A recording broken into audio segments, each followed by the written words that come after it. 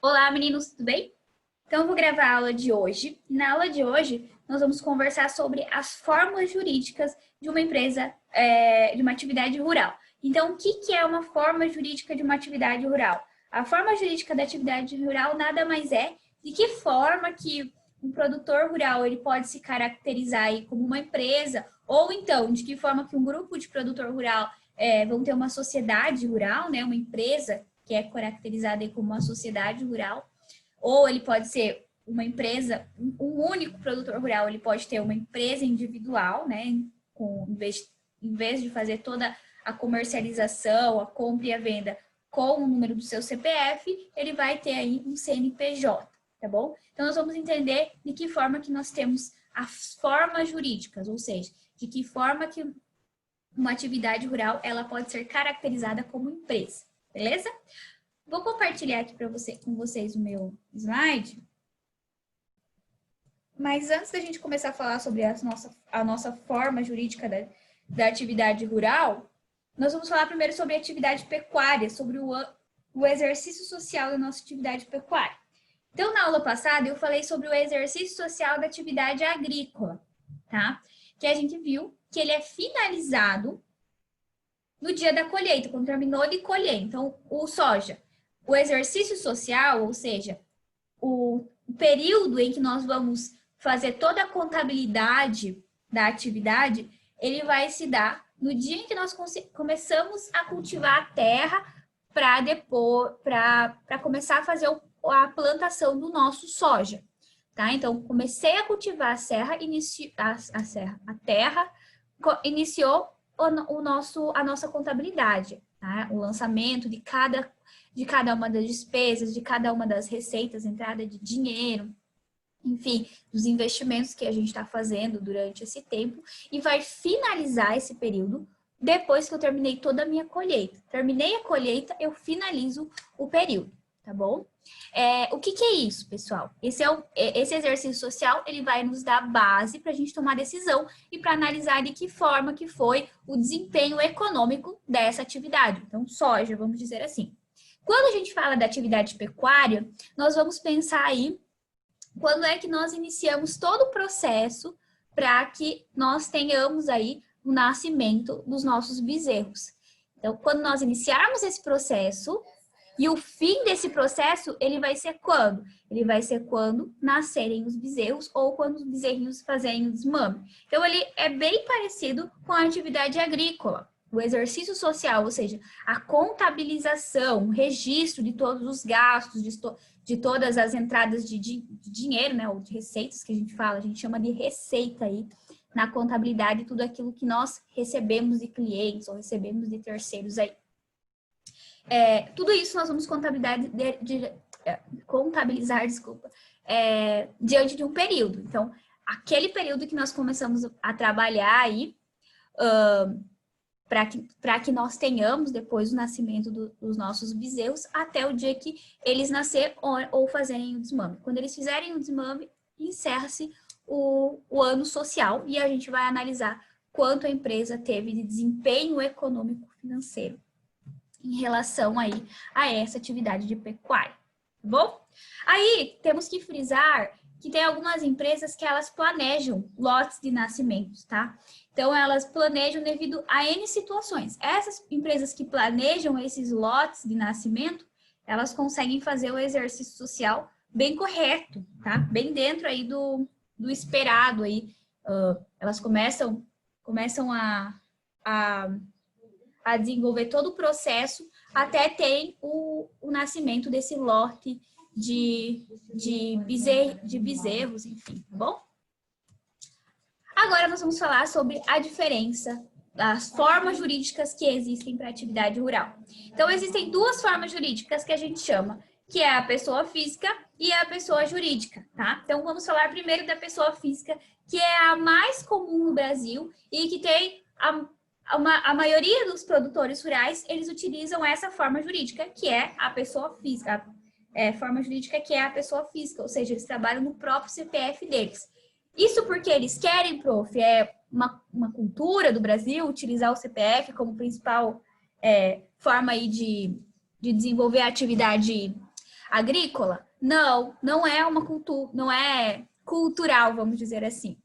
Mas é uma forma jurídica que é mais incentivada pelo governo, incentivada em relação a juros mais baixos, a tributação mais baixa, a menos burocracia em relação a ter obrigatoriedade de desenvolver a contabilidade, ter obrigatoriedade de pagar mês a mês imposto, enfim. Então, ela não é tão burocrática. Como ela tem vários benefícios em relação a isso, os produtores rurais, na sua grande maioria, passam a ser pessoas físicas, eles preferem ser pessoas físicas, tá? Então, eu ainda coloquei aqui, para vocês como destaque, para a gente saber, que a pessoa física é a forma jurídica que prevalece no âmbito rural, tá? Então, por quê? Porque ela é menos onerosa, com gastos fixos e gastos variáveis. O que são gastos fixos? Gastos fixos é aquilo que eu tenho que pagar todos os meses. Luz, água, ração, enfim, tudo que a gente precisa todos os meses comprar e para cultivar aí a nossa atividade, tá bom? E gastos variáveis por exemplo, tive que fazer uma manutenção inesperada em alguma máquina, tive mais vendas na minha atividade, por isso eu vou pagar mais imposto. Outro mês eu tive menos, então eu vou pagar menos imposto. Então, ele varia conforme a produção da minha empresa, tá bom? Mas isso a gente vai estudar mais a fundo aí no decorrer das nossas aulas, tá? Então, eu aqui ainda coloquei a lei. Então, a pessoa física, além de ser a que mais prevalece no âmbito rural do Brasil aqui, ela é menos onerosa e também ela proporciona maior vantagens de ordem fiscal, tá? Então, quando a gente fala aí, geralmente, em não ter obrigatoriedade com entregar livro caixa, mostrar como é que está a contabilidade da empresa, em tirar nota para tudo que faz, enfim. Não tem essa obrigatoriedade fiscal. Ela vai desenvolvendo e tudo que o produtor faz, ele faz pelo seu bloco rural aí, tá bom? Seu bloco de produtor rural.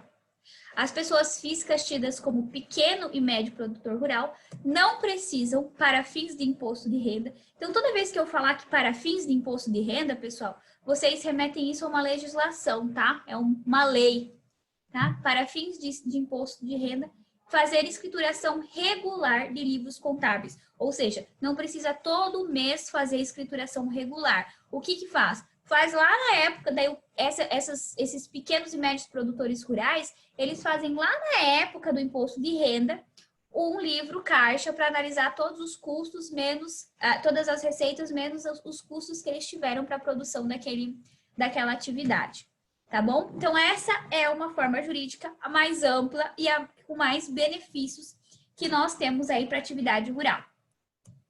Aí, eu trouxe aqui para vocês que é importante destacar ainda no âmbito da pessoa física, que pessoas físicas tidas como grande produtor rural, que tem o faturamento bruto advindo apenas da agricultura maior do que 4 milhões e 800 num ano, eles são equiparados à pessoa jurídica. Então, eles vão precisar fazer toda a burocracia que a gente fala, na verdade, toda a exigência fiscal. Então, precisa contratar a contabilidade mensal, precisa tirar nota, precisa mandar todas as transações por meio de nota fiscal ou de cupom fiscal para o contador fazer uma contabilidade regulada, tá? Bem certinha, todos os meses, mês a mês. Então, pessoa física, se eu sou um produtor, pessoa física, que faturo mais de 4 milhões e 800 anualmente, eu sou equiparada a uma pessoa jurídica. Então, eu preciso ter uma contabilidade regular e eu tenho as mesmas obrigatoriedades que uma empresa com forma de pessoa jurídica, que tem um CNPJ e não aí o CPF do produtor rural, tá bom? Aí outra forma jurídica que nós temos, que é a pessoa jurídica. Quando a gente fala em pessoa jurídica, nós estamos remetendo aí empresa. Nós denominamos pessoas jurídicas como empresa, tá? Então, eu coloquei aqui que trata-se da união de indivíduos, ou um ou vários, que, por meio de um tratado reconhecido por lei, formam uma nova pessoa, que é a pessoa jurídica, que tem todos os seus documentos próprios, CNPJ, inscrição estadual, sede, que é diferente do seu administrador, do seu sócio, do seu dono, tá bom? E que tem uma personalidade distinta do que a pessoa física, tá? Então, ela vai ter uma atividade que ela tem um objetivo de prestar certo serviço ou de comercializar certos produtos, tá? Então, a pessoa jurídica, elas podem ter fins lucrativos, que são empresas normais, industriais, comerciais, ou não, que são cooperativas, instituições ou associações culturais e religiosas. Na forma jurídica, atividade jurídica, pessoa jurídica, nós temos duas formas duas formas jurídicas de dar vida a esse tipo de empresa, tá? Na atividade rural. Então, nós temos o autônomo, que é sem registro na junta comercial, tá? Então, ele é uma forma de empresário, pessoa jurídica, que ele é autônomo. E daí nós temos o outro que é o empresário individual, que ele é inscrito na junta comercial. Então, só para conceituar vocês, o que é a junta comercial? É uma associação do comércio. Então, todo município, ele tem aí, por exemplo, aqui em Marechal, onde meus pais moram, é a Cimacar. Em Toledo, é a CIT. Em Cascavel, é a SIC. Então, é lá dentro da Cimacar, dentro da SIC, dentro da CIT, nós temos uma coisa chamada junta comercial, que é lá onde onde são registrados todos os atos constitutivos de uma empresa. Então, quando nós abrimos uma empresa, nós temos um contrato social, tá? Então, esse contrato social, ele é feito por meio da junta comercial. Então, quando a gente tem um empresário, trata-se de um empresário individual, nós vamos ter uma coisa chamada CNPJ. Tá? Que é esse número aqui, que vai ser o número, vamos dizer assim, a carteira de identidade, o documento de identidade da nossa empresa, que vai ser registrado lá nessa junta comercial. E a certidão de nascimento da nossa empresa vai ser o contrato social, tá? Então, o empresário individual é quando não tem sócios, tá?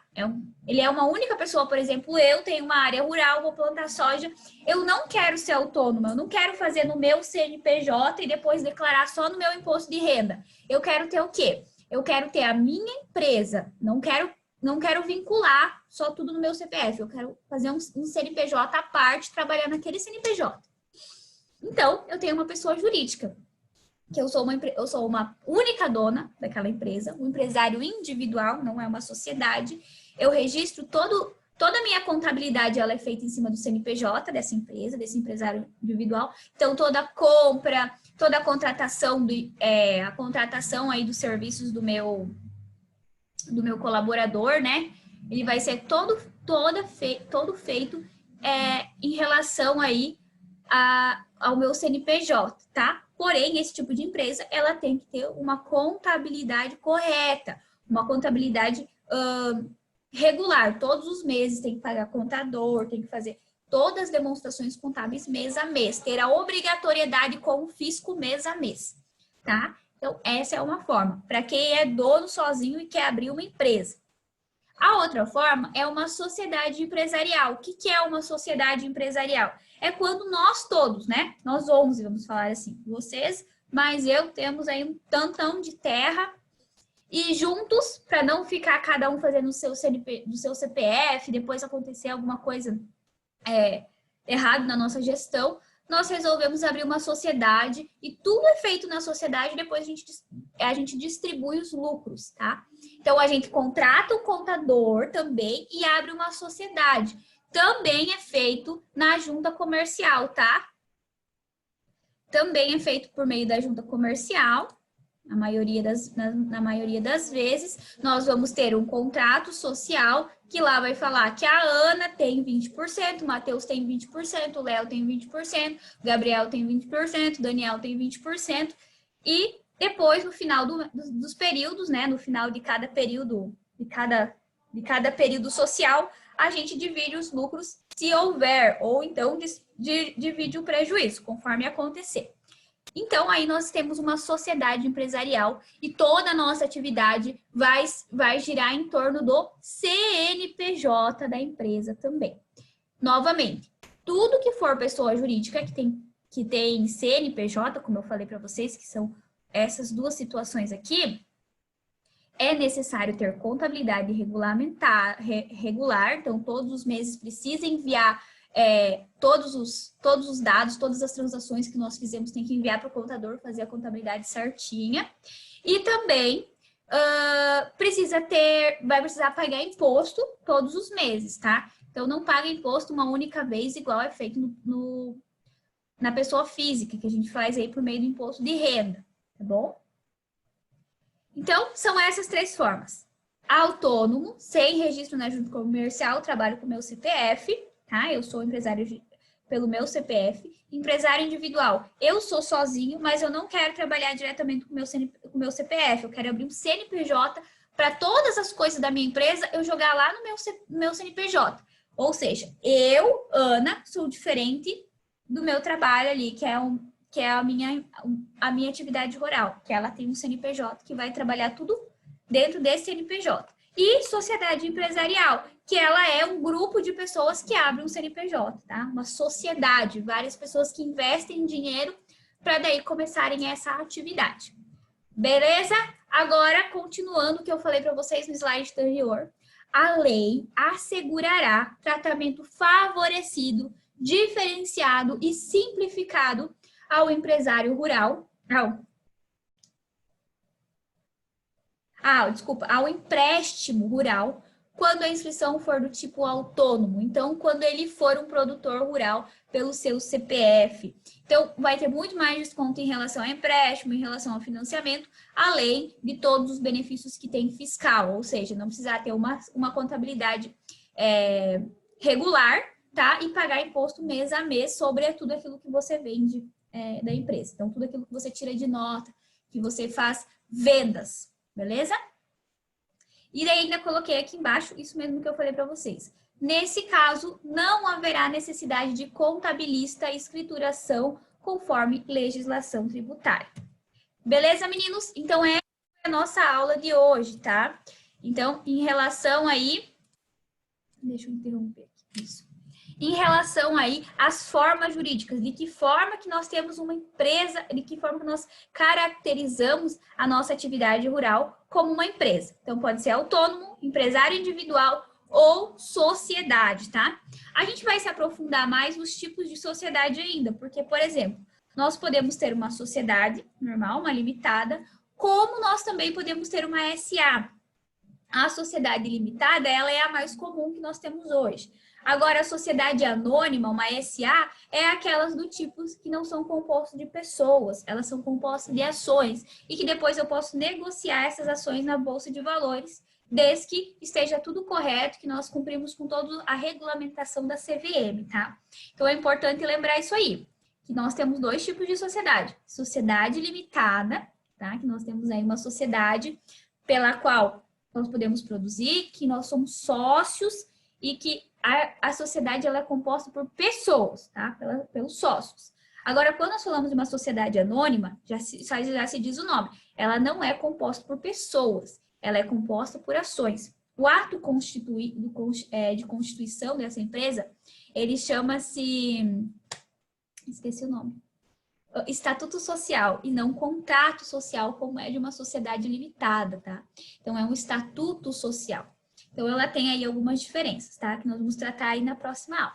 Beleza?